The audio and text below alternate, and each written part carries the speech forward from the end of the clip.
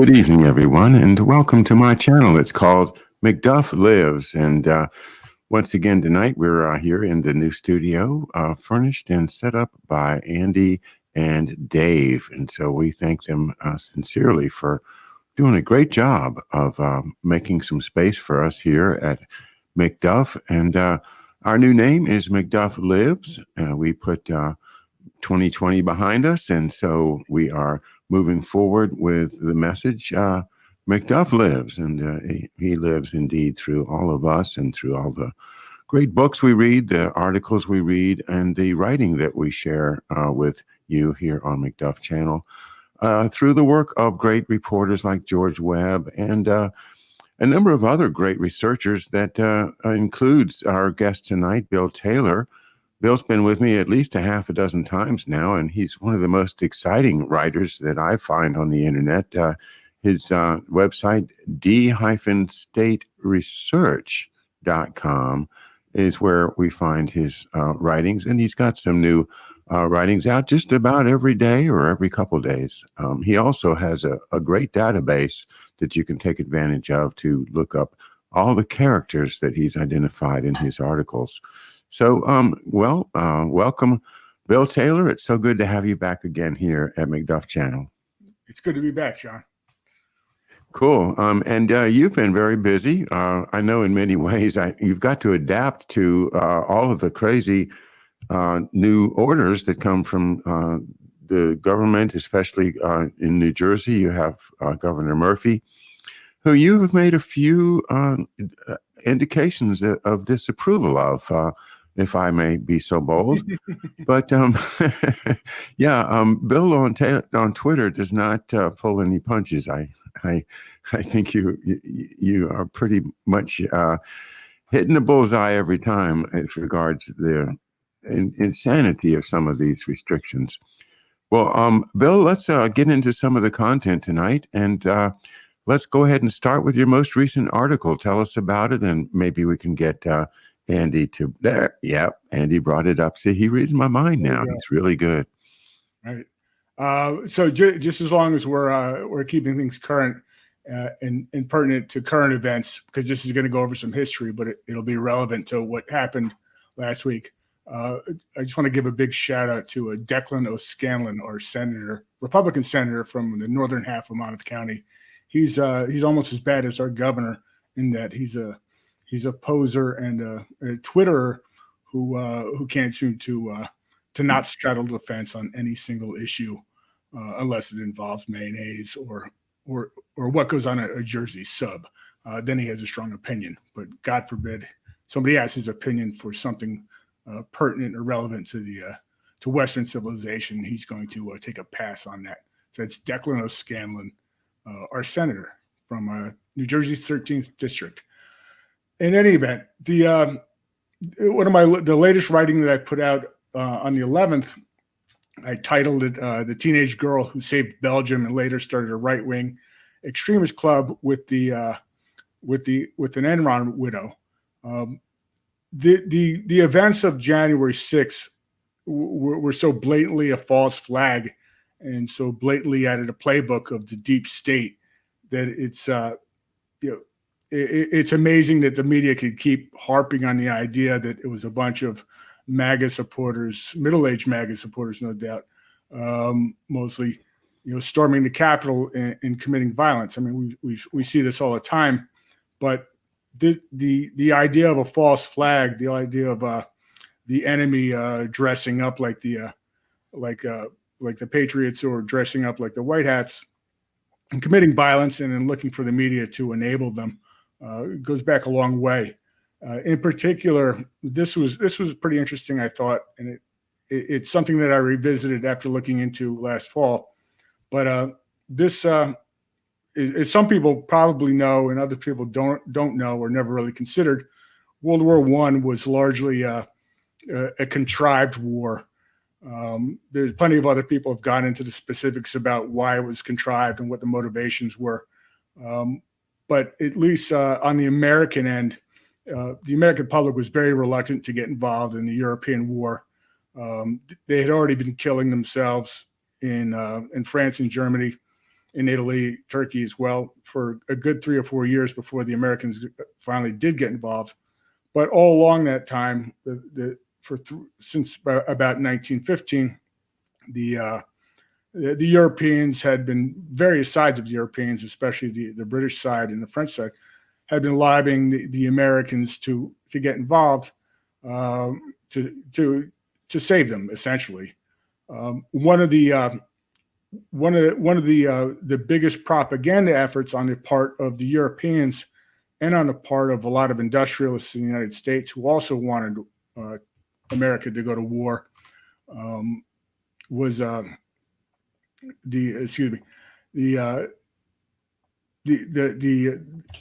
idea of propagandizing or making the German side, the Hun side, out to be atrocious tyrants who were bayoneting babies, and this was especially true with Belgium. The Belgians suffered greatly during the war, and the Germans did invade Belgium, but the level of atrocity probably didn't quite match the reality. There was a lot of propaganda effort in the United States to portray the Germans as guerrillas or just, you know, atrocious type people who were willing to rape and pillage anything, and a lot of that propaganda came at the hands of these wealthy industrialists in the United States, including Herbert Walker, Thomas Ryan, the Creel Committee, and a number of exiled Belgians who probably not coincidentally, I would say not coincidentally at all, represented the Rothschild interests in Europe, or if not all over Europe, then at least the London Rothschilds. So what the Belgians did, the Belgians who were safe either in the United States or in England, they sent speakers over to the United States to basically go around like a Greta Thunberg does today, and say that if you don't save Belgium, you know, Western civilization is going to be lost. And eventually the American people bought it. The interesting person here is Suzanne Silvercruys. Suzanne Silvercruys was about 18 or 19 when she left. She was about, say, 14 or 15 when she left Belgium on the heels of the German occupation. And in about 1917, 1918, she started giving speeches to all kinds of American crowds and raising money for the Belgian cause, and essentially pleading Greta Thunberg style for the Americans to get involved, send as many troops overseas as possible to stop these guerrilla raping Huns. She was very successful at it as well, in that, of course, we joined the war. But the idea here is that there was certainly a war going on. Certainly, the Germans didn't need to be in Belgium, but this effort was a construct. It was created almost out of thin air to convince the American public that they had to send a bunch of 18 and 19-year-old kids to France to die. And it did take some time, but she finally, you know, we did finally join the war. If you look into Suzanne Silvercruys' background, just like you do with any of these characters, she was about as well. She came from about as well-connected family that anybody could imagine in Belgium. Her father was the Supreme Court justice, or the head of the Supreme Court in France, the equivalent of John Roberts here. Her brother ended up being the Belgian ambassador to the United States, and then the Belgian ambassador to Canada. We in my other research, we run into these Belgians all the time, and if you look at some of the names and sort of cross-check against each other and some of the other bigger families, they essentially all have Rothschild banking connections, either through marriage or through some sort of business relationship. Certainly, the Baron von Silvercruys, whatever his name was, the father, he was well connected to the Belgian royal family and to the Rothschilds. So you should get the idea that Suzanne Silvercruys was not just some waif from Belgium, looking to save her family and maybe save her country. She was put in this position to really tug at the heartstrings of the American public. And they would never know the difference. I mean, they would never know that she comes from a very, very prestigious family with royal connections and Rothschild connections. But Suzanne Silvercruys is exactly one of those types of players or actors in the play, you could say. It's just in the other related research, and it's all on the website. You can see that Bill de Blasio's grandfather was very instrumental in writing the American side of the propaganda story. He would take these dispatches from Belgium and write pleading articles for Herbert Hoover, who was really in charge of the effort, or pleading articles for George Herbert Walker, George Herbert Walker Bush's grandfather. Just about any type of propaganda that could be used was really used in World War I. And I think that's where all this school play and false flags and fake attacks on the Capitol by Antifa really comes from. This is the origins of it. This is where they get the idea. Even Edwin Bernays, who I think he came up with the slogan "Smoke yourself to better health" in the 1930s. He got to start writing propaganda for the Americans during World War I with Bill de Blasio's grandfather, George Wilhelm.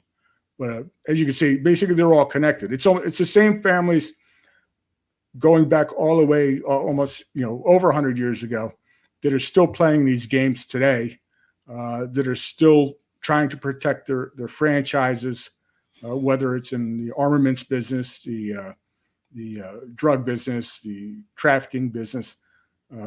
They have it all down to a science almost.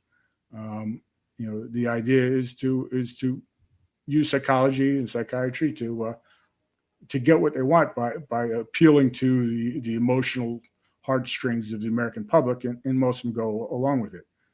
And then you add the acquiescent media, like we did with just last week, and it's easy to do. It's easy to get this narrative across. So I think that's what makes it so relevant to today.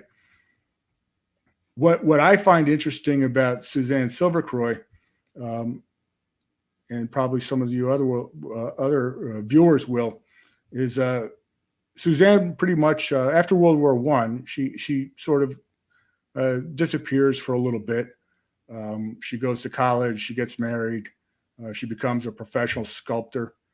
Then she shows up at another sort of critical time in the America's history, especially in a propaganda effort. She forms a group in 1949. So she lives in Connecticut with her with her husband Stevenson. Her brother is the ambassador to the United States at this time, and she forms this group called the Minute Women. The Minute Women is supposed to be an offshoot of the Minute Men, the sort of far right group that lives in the woods and essentially is looking for a pro Second Amendment government, or whatever you want to ascribe to the Minute Men. The Minute Women were the female answer to this, where they were essentially, their charter basically says that they were formed to fight the communist insurgents or communist elements in the United States government, in academia, in local schools, basically using the phone lines and by pressuring the local press or whoever needs to be pressured. Now, there's nothing necessarily wrong with that, except that her effort also seems to be part of I guess you would call it a school play, where where the intention is really the public face of the Minutewoman seems to have, relatively admirable causes if you don't like communism, and that's fine. But really, what they're trying to do is sort of create an extremist element, which can be blamed for something later. So if you could attach a relatively benign anti-communist group of women to something like anti-Semitism sometime later in the future, then you can really discredit not only that group, but a whole bunch of other right-wing groups who oppose communism. And I think that's ultimately what her goal was to start out with something that everybody can get behind. Nobody wants communism. This is 1949, just as McCarthy gets going, and if you take it to another level, then all of a sudden they're also screeching about Jewish people in government, and you really have an organization that becomes very disturbing and disreputable. An anti-Semitic right-wing group that is no longer a reliable bulwark against the communist takeover, and so everybody looks like a fool after that. The next move that she goes into, this is where it really gets deeper, and the origins really get into the sort of the roots of this this cabal that still exists and has been trying to get rid of Trump for the past 4 years. Is her group had the largest, ended up having its largest chapter in the Houston area.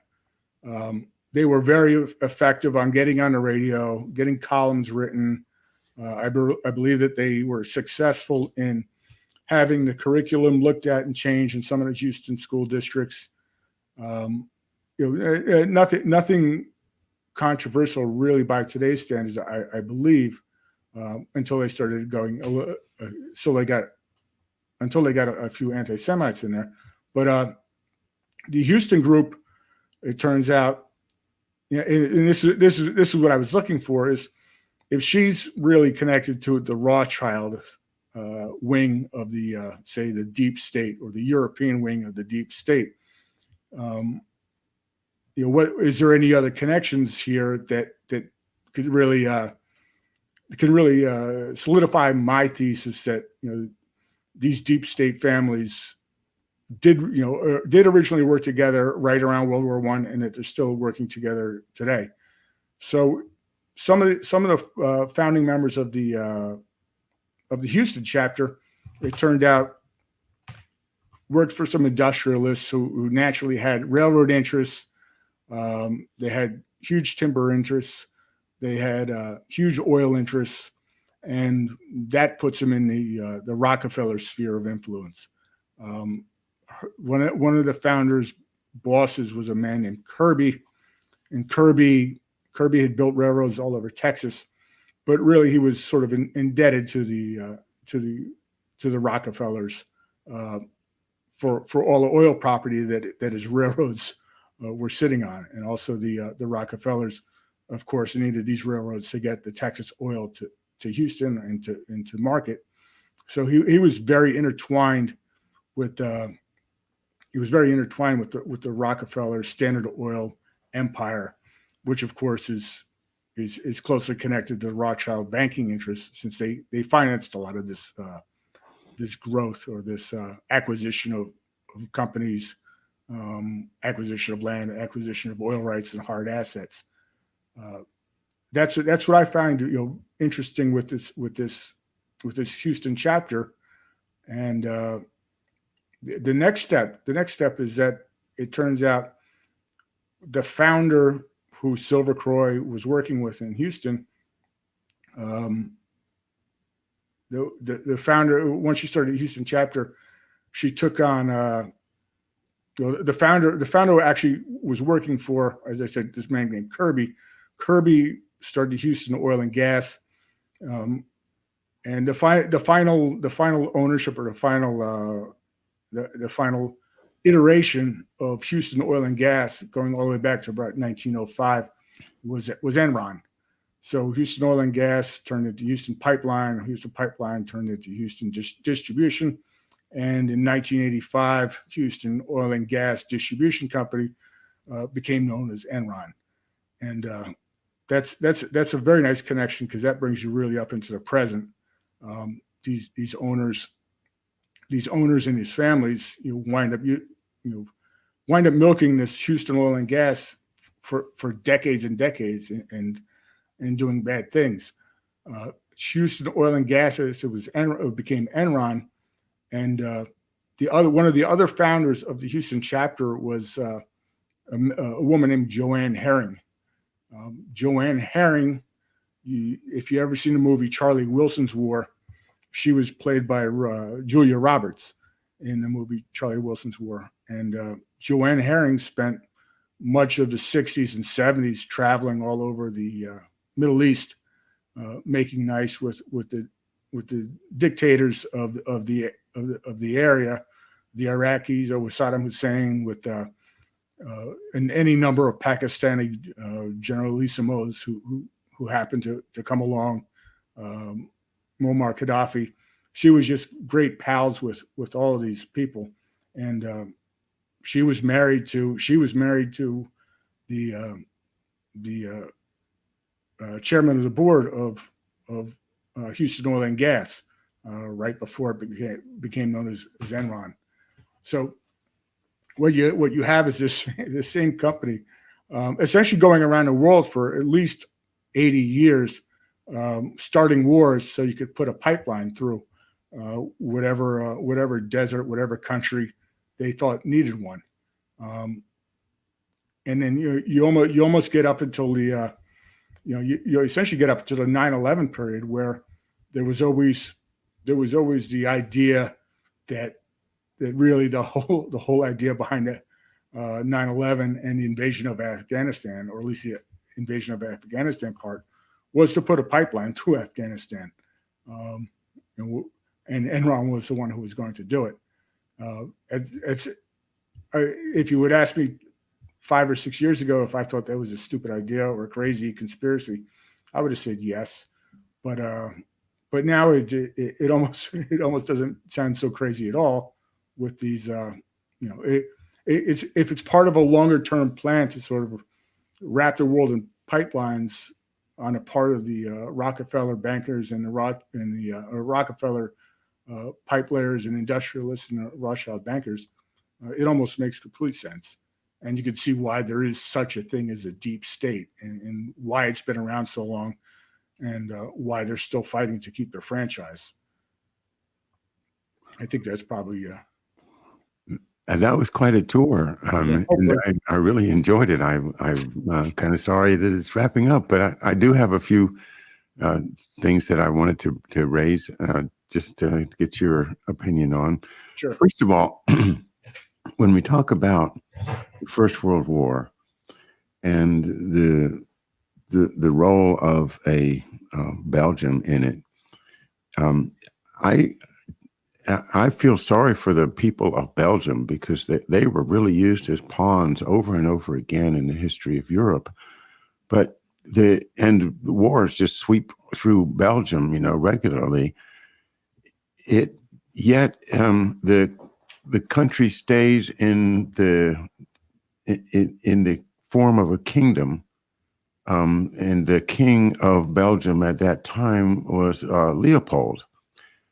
And Leopold was, a real imperial king, a divine right type of guy that thought he could do anything he wanted to. And the book King Leopold's Ghost records the terrible tragedy of the Belgian Congo, the people, nature, the elephants. It's just a horror story.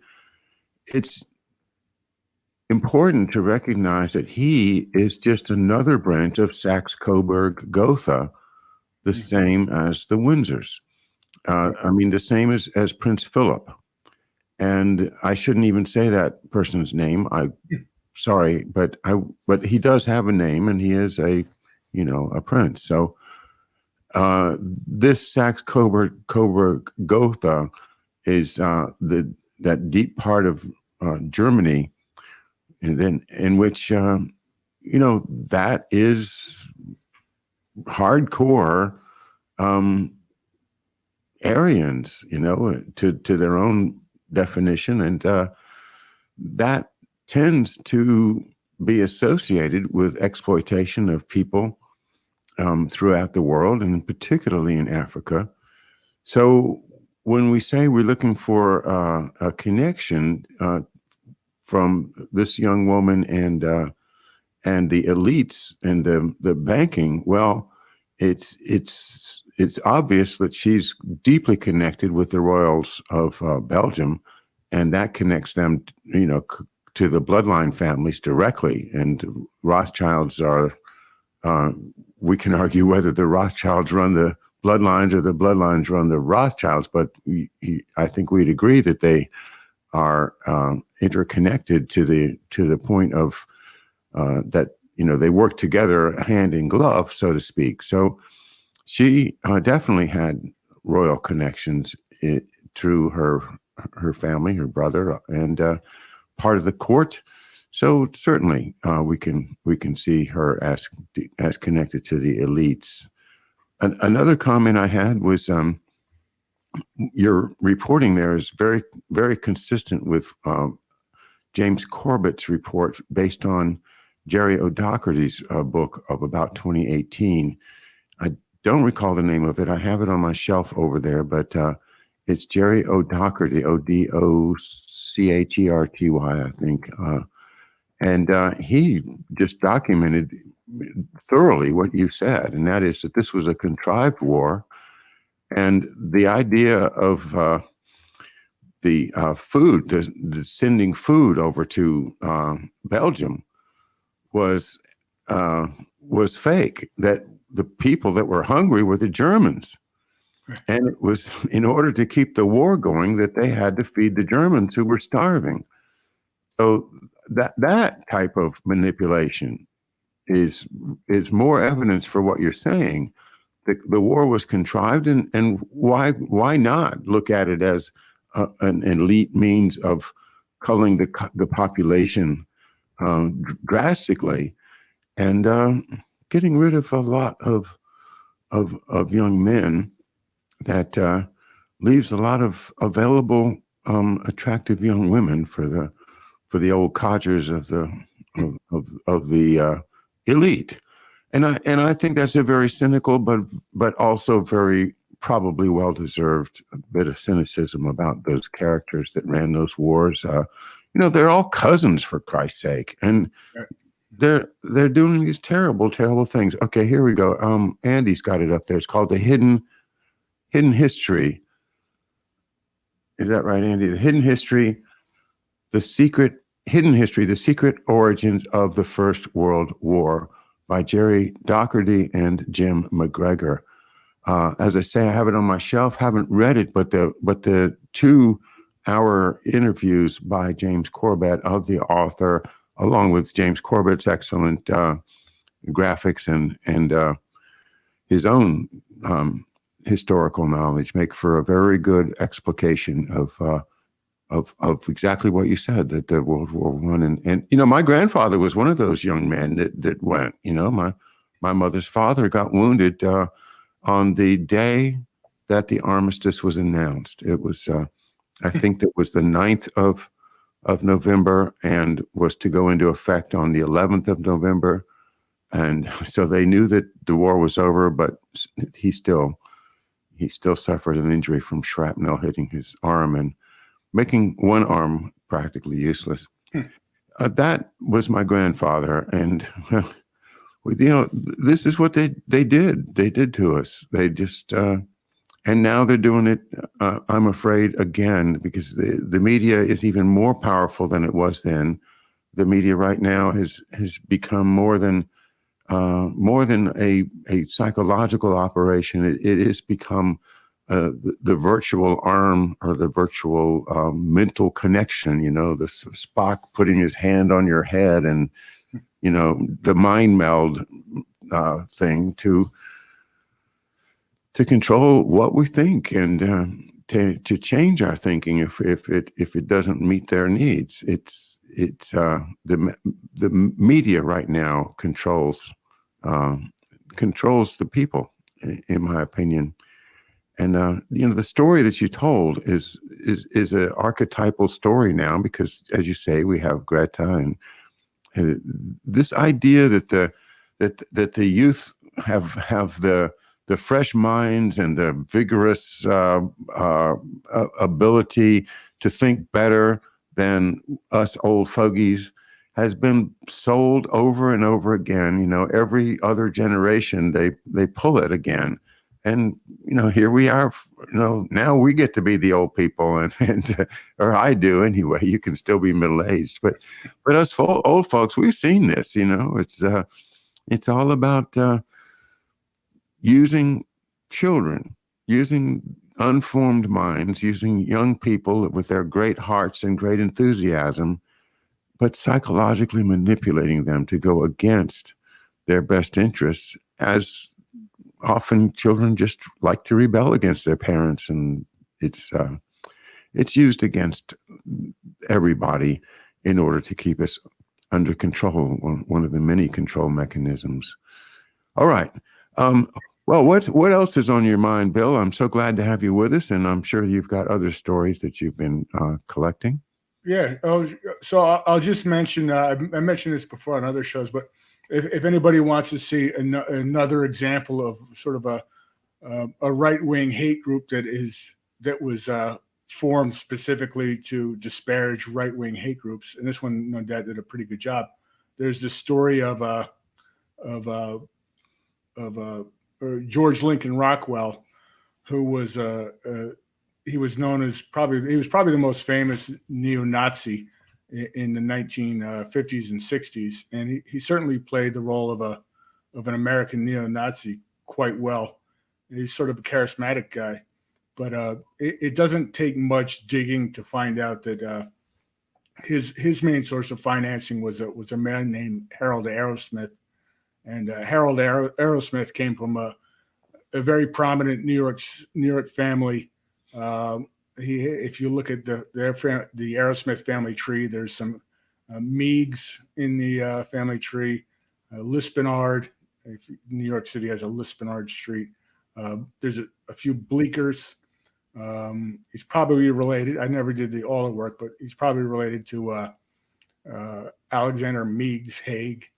But Arrowsmith also lived on beautiful Gibson Island, right in the Chesapeake.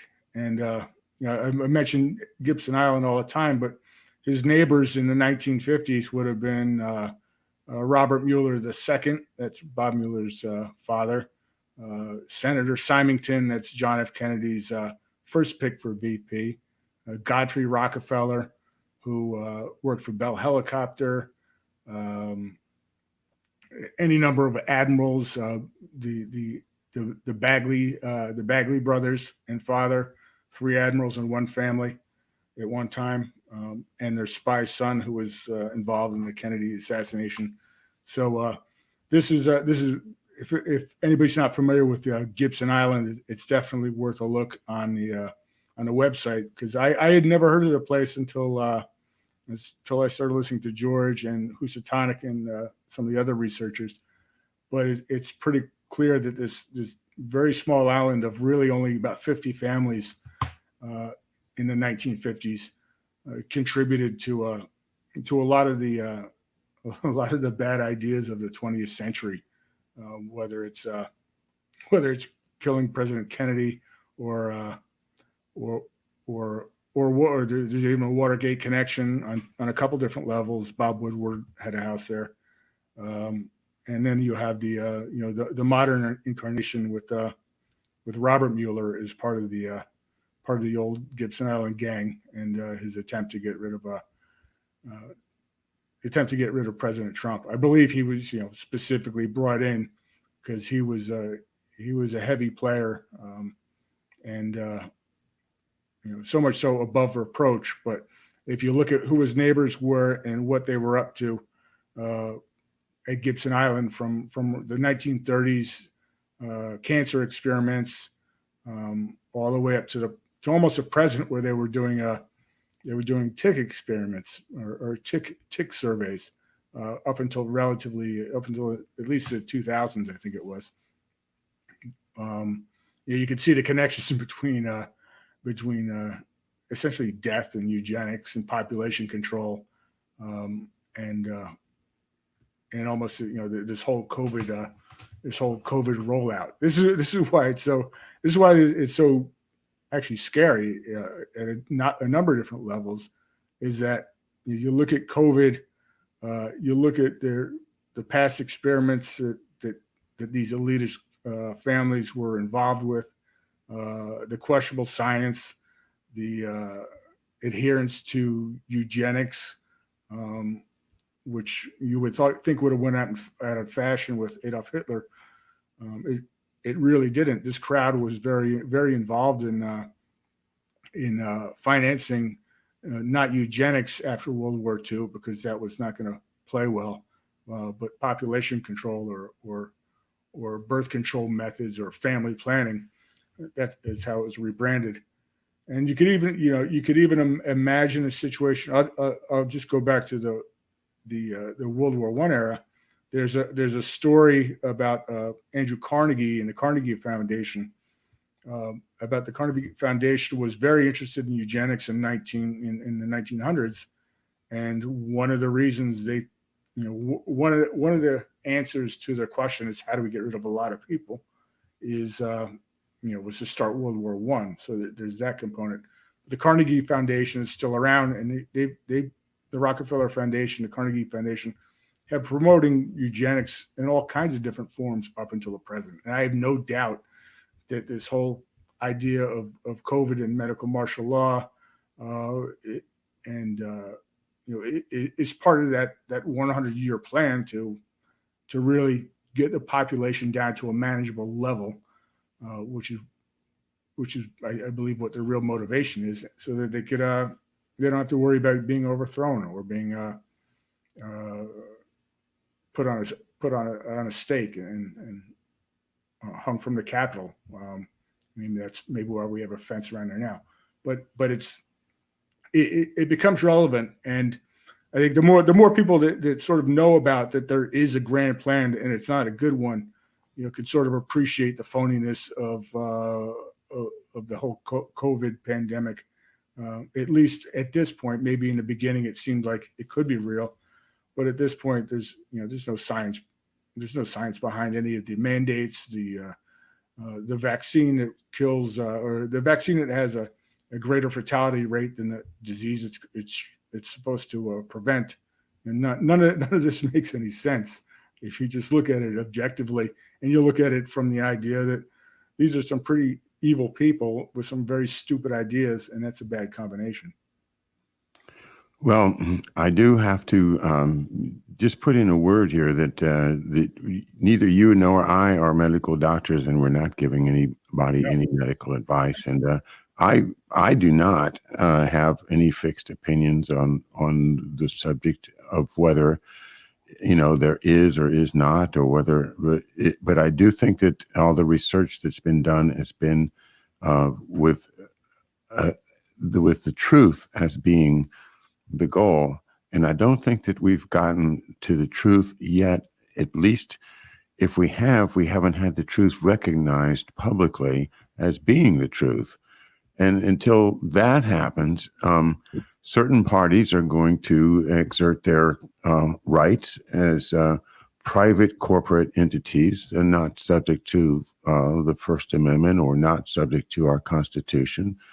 Entities that have their own sets of rules, and I do try to follow the rules here. I don't want to intentionally lose this channel. So my cautionary note is that we sometimes issue our opinions here, and You've been very frank, Bill, and I appreciate and I respect your opinion, but I don't want anybody to think that that is, information, that this is that we are here to tell you what is or is not the final truth. All I think we can offer are our opinions, and frankly, opinions can change.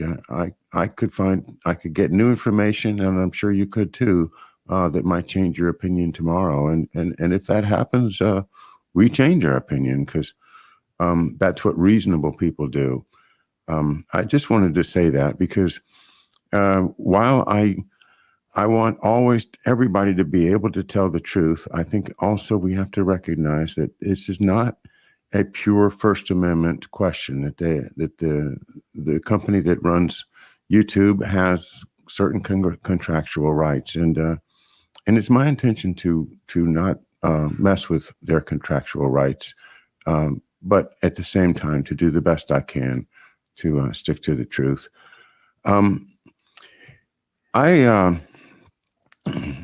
I think to look at the question of eugenics has been one of the most important parts of my show in the past 6 months or so.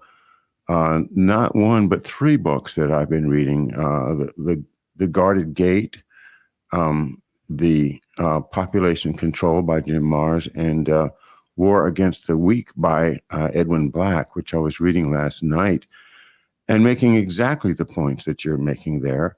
I would like to make it clear that what we learned last night was it was the Rockefeller Foundation, that in World War II, it was like flipping a switch. Nobody could get a grant anymore for eugenics research. But if you changed the words to genetics research, then you could get the grant.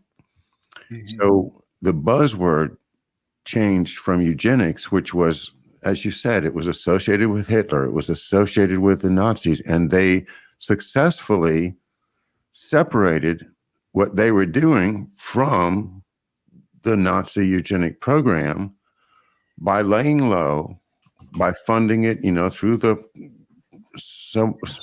philanthropic, quote unquote, corporations, foundations, and by using the word genetics instead of eugenics. But when you think of it, it's the same thing. It's the same thing. It's the identification of people by different genetic variations. And then you have your IBM punch card system, or the modern equivalent of it, in order for you to set up all these matrices, and everybody's, every quality that a human can be described with can be put into a number on a matrix, and they can decide, well, these people are worth keeping, and these people are just useless eaters, and we'll just let them die out. And this type of calculated depopulation is the real danger. And it's not just you, it's not just me, it's not just James Corbett, and it's not just the LaRouche organization. It's all different organizations coming at this from all kinds of different angles, but getting back to the same problem, which is that the elites do not want to have so many people on the world. It's not that the world can't bear the people. It's not that people can't live in peace and harmony together.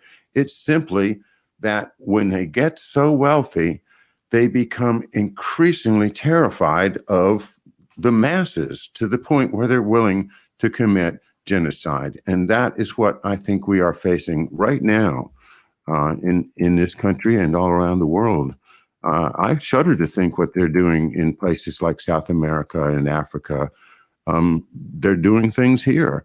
The documented alteration of our food, our water, our air, and taking away our individual rights, and all of this stuff is going on right now.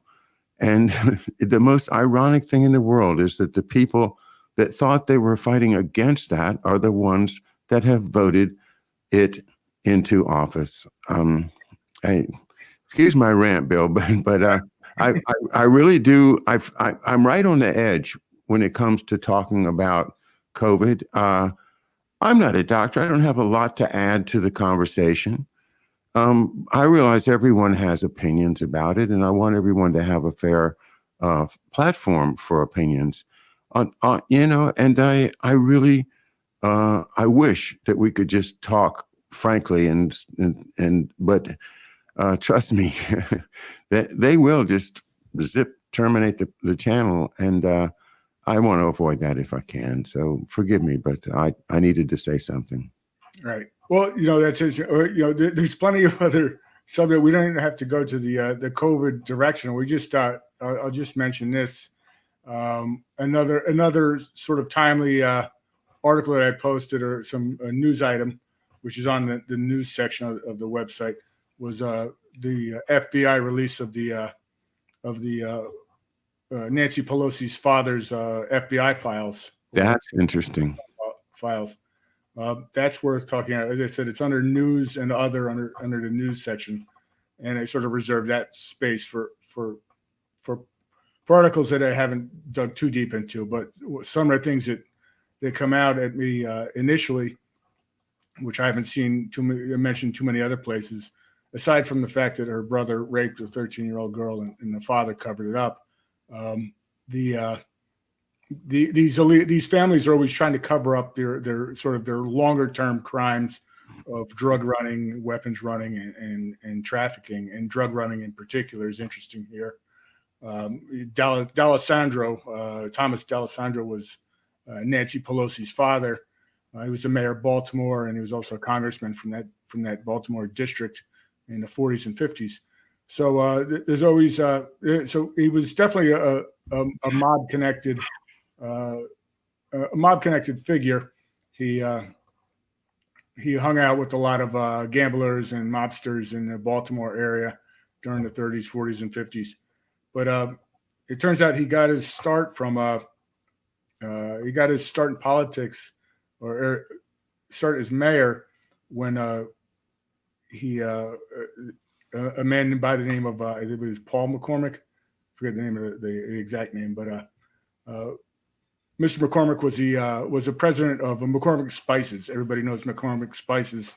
It's still a brand name in the supermarket. And McCormick Spices started in the 1880s, but it looks like early on they were importing opium right into the Port of Baltimore. And the Port of Baltimore was a big terminal for smuggled opium during the 1800s, or the 19th century.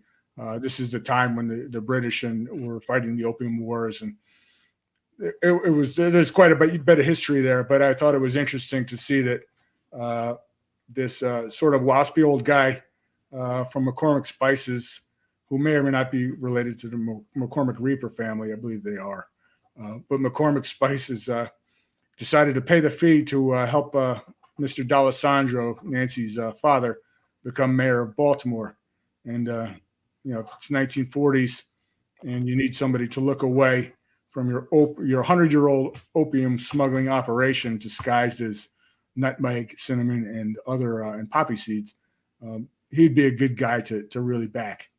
He's going to be in your pocket for the rest of his life. So I would say, these families, they co-opted this nice Italian family from Baltimore, or at least the son, and turned him into the mayor. And they probably never had to worry about anybody inspecting anything down at the docks ever again.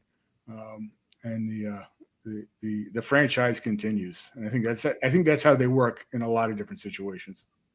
Bill, that's a fabulous connection, and I'm really grateful for it. Of course, as a Marylander, I visited Baltimore many times as a kid, and you would always see out in the harbor a great big brick-sided building with the word McCormick on the side of it. I don't know if it's still there or not, but that is the iconic look of the Baltimore harbor, is the McCormick building. And I'd also like to add that McCormick did a world map it was a great big map that we had in our childhoods, and my mother would once in a while get the map out, like a special event. We can play with the map today, and it was a wonderful map. It had the winds, the four winds on each corner, and it had sailing ships on it, and you got the picture of this glorious clipper ship life on the bounding main, but the maps were terrific, and Mama used them to teach us about geography and countries and things, and but that was a McCormick product. That corporations used to do things like that would be helpful to teaching, to helping people understand the world, and that was pretty cool. About the D'Alessandro family, I believe that Tommy D'Alessandro had a son by the same name, who was a state delegate from Prince George's County, Maryland. If you can check that, I'd appreciate it, because what I'm recalling is that he represented the northern part of Prince George's County, including, unfortunately, the place where a lot of Thomas D'Alessandro Jr. And maybe he's the third. Son of the mayor? Yeah, son of the mayor. Yeah, I think there was four. It might have been 4 boys and 2 girls, something like that. Anyway, one of them ended up representing the part of Prince George's County that became a terrible, terrible drug corridor, and I just now am putting that together since you gave us that report on the connection to the opium business. Well, what becomes interesting with the name McCormick, there's possibly a lot of genealogy work involved, but too much for me to really focus on for now. But McCormick Reaper was this great farm machine which really increased the crop yields during the 18th century. It's I'm sure there's pictures of it somewhere. Anyway, the McCormick family, Augustus McCormick or something, invented this in the 1830s or 40s, I believe, maybe the 1820s. So they made a ton of money off of their reaping machine, their harvesting machines, and it became that International Harvester. Actually, was the last incarnation of it. But the family, a number of different sons there, and the McCormick Spices Company formed in 1881 or something like that. So I'm thinking it's probably the same family. But the McCormicks of the reaping family of Chicago, there's all kinds of Rockefeller connections there. They married each other a couple different ways. Probably the cousins or third cousins, but the McCormicks were very tight, at least from a relative point of view, with the Rockefellers. So that puts it keeps all these businesses under the same umbrella. Drug smuggling, war starting, that kind of thing. And cartelizing everything is the word cartel is something we have to keep emphasizing when we talk about the economy, because that during the Opium Wars, the Americans and the British basically had a cartel. The Americans got to do so much of the opium trade, and when the British were unable to do it, then the Americans did it. But they had deals with the Brits, and that whole thing with Baltimore and basically the wealth of Baltimore.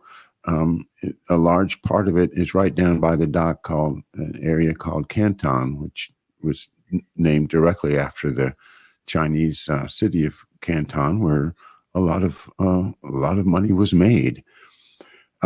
Baltimore is a working person city, a place where after the war, the great shipyard up at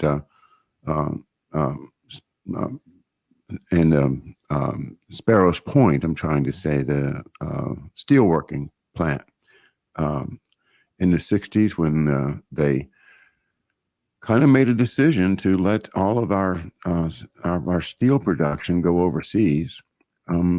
They just closed it up, went bankrupt, and all of those expected pensions, if they got them, they only got a half or less of what they were promised. The betrayal of the middle class, the betrayal of our working classes, the corporations that can just get up and leave, and no no owners, no elites, none of the people that are making the calls that cause so much tragedy in so many lives and destroy communities, families, futures. Those people never pay. And now we have elected the same folks that were doing it with Clinton and Obama, and now I shudder to think what's going to happen after January 20th. But I think there's a lot of woke people. There's a lot of people that understand what's happening now. And as long as we stick together and try to stay in communication and spread the word, folks, keep up with Bill Taylor and his work, and follow him on Twitter. If you're not on Twitter, I really think you should join it. Not because I want Twitter to get happy or make money, but because it's one of the few ways that people still have to keep in touch. Not saying that they haven't already banned a lot of great people, but those of us that are still there keep in touch right now on Twitter, as well as anywhere, better than anywhere else that I'm aware of. Back to you, Bill. What's your third and final topic for the night? Let's see. I think it's probably two of the most relevant ones. I mean, there's just broadly. I think it's just important to, as you say, we're sort of we're being throttled here as far as censorship is concerned. But whether you're a fan of Alex Jones or not, he does have a point. This is an info war, in that the elites don't want any of this type of information to get out, and because then it ruins their narrative, and it ruins there's some level of there's such a criminal syndicate that there's only so much that people will take, and as long as as more people find out about it, they sort of wake up to the idea that, wait a second, our country's been run by a bunch of gun runners, opium, and drug runners for the past 150 years. Maybe it's time for a change. One of the interesting things that you mentioned was the cartel.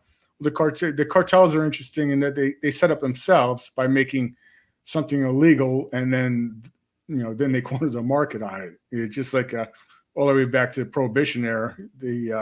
One of my articles, I believe it's about it references George Moffat, who was a nephew of Cornelius Vanderbilt. I saw Cornelius Vanderbilt going there. Well, Moffat was another Gibson Island club member. Oh wow! He actually owned a big mansion across the straits there, whatever across the bay. But Moffat was involved in the sugar trust in the 1900s, and right before Prohibition went into effect, he bought up a whole bunch of distilleries in Canada, and that was very convenient for him because once they outlawed alcohol in the United States, he could triple the price of Canadian whiskey and then make sure it got across the border, which is exactly what he did. It was these wealthy families owned the means of production in Canada for whiskey, and the mafia moved it throughout the United States, just like the McCormicks did with the opium. They brought it into the States through the port of Baltimore, but then it was the mafia's Baltimore Mafia's franchise to distribute it to the cities, and that's how they operate. And the more people who understand this, that it's the idea of organized crime doesn't stop at the the capo to the capo, or the boss of bosses, there's really a guy ahead above him, and it's probably a Bush or a Walker or a McCormick or a Rockefeller, a Rothschild, a Symington, a Mueller, with DuPont, and that's how they've been able to maintain their wealth all these years. They're involved in these illicit businesses, and when you make the illicit business illegal in the United States, then you basically corner the market, because you have all the judges paid off, and you make a lot of money. Well, you're saying that it's not a coincidence that Tommy D'Alessandro's daughter is the Speaker of the House of the United States of America. Of course not. That's the favor. That's the payback. Well, I think that's the punchline too for tonight. And we, God help us. God save the United States of America, and free speech, and reason, critical thought, analysis, good writing, such as you'll find at dstateresearch.com from our guest tonight, Bill Taylor. Bill, thanks again. I look forward to getting back together again in a few weeks, as soon as Jumping Mouse can line it up, and we'll talk to you again soon. Everybody follow Bill at his website and also on Twitter. Very good. Thank you.